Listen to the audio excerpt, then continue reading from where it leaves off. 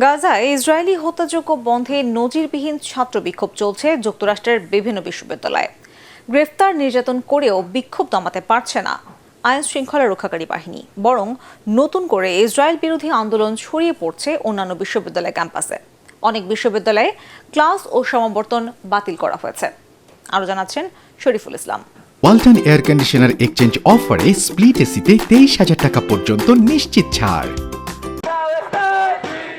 অবরুদ্ধ গাজায় ইসরায়েলের নির্বিচারে হামলার প্রতিবাদে গেল এক সপ্তাহ ধরে বিক্ষোভে উত্তাল যুক্তরাষ্ট্রের বিভিন্ন কলেজ ও বিশ্ববিদ্যালয় ক্যাম্পাস। আন্দোলনের সূত্রপাত নিউ ইয়র্কের কলম্বিয়া ইউনিভার্সিটি থেকে। গাজায় ইসরায়েলি হামলার বিরুদ্ধে বিশ্ববিদ্যালয়টির ক্যাম্পাস জুড়ে দেখা যায় ফিলিস্তিনের পতাকা। প্লাকার্ডে লেখা হয় সত্যিকারের আমেরিকা গাজার পক্ষে। কলম্বিয়া বিশ্ববিদ্যালয় থেকে শতাধিক বিক্ষোভকারীকে আটকের পরপরই আন্দোলন ছড়িয়ে পড়ে যুক্তরাষ্ট্র জুড়ে।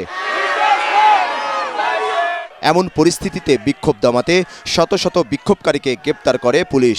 বোস্টন শহরের এমারসন কলেজ থেকে শতাধিক শিক্ষার্থীকে আটকের পর ইউনিভার্সিটি অব সাউদার্ন ক্যালিফোর্নিয়া থেকেও ধরা হয় 93 জনকে। টেক্সাসের অস্টিন শহরে ইউনিভার্সিটি অব টেক্সাসে বিক্ষোভকারী ও পুলিশের মধ্যে সংঘর্ষ হয়। সেখান থেকে 34 শিক্ষার্থীকে গ্রেপ্তার করা হয়। কলম্বিয়া, ইয়েল এবং নিউ ইয়র্ক ইউনিভার্সিটিতে বিক্ষোভকারীদের ব্যাপক ধরপাকড়ের পর দেশটির অন্যান্য রাজ্যেও ছড়িয়ে পড়েছে যুক্তরাষ্ট্রের ইতিহাসে নজিরবিহীন এই ছাত্র আন্দোলন। আমরা পুলিশের ভয়ে সরব না।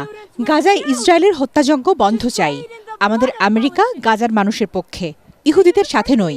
আমাদের সরকারকে ইসরায়েলের সাথে সব সম্পর্ক ছিন্ন করতে হবে। এ সময় বিক্ষোভকারীরা গাজায় ইসরায়েলি বাহিনীর হামলা বন্ধের দাবি জানান। যুক্তরাষ্ট্র সরকারকে ইহুদিদের সমর্থন না দেওয়ার আহ্বান জানান তারা।